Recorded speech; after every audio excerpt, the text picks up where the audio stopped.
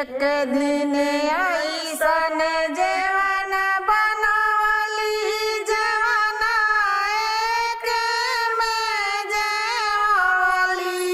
एक दिन ऐसन जेवन बनवली जेवन एक में जेवली।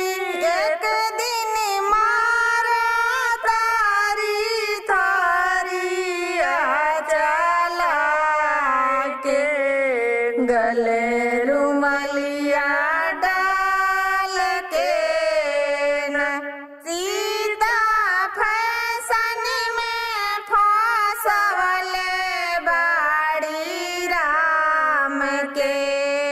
गले रुमलिया डाल के न एक दिन ऐसन पनिया भरवली पनिया एक में पियवली।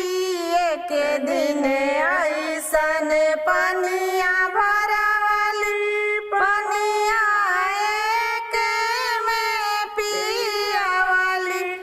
एक दिन मारा तारी लौटाए चला के गले रुमलिया डाल के न सीता फैशन में फंसवले बाड़ी राम के।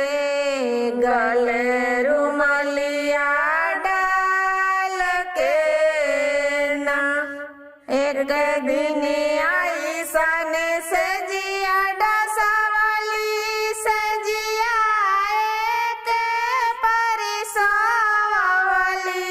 एक दिन ऐसन सजिया डसवली सजिया एक परिसवली।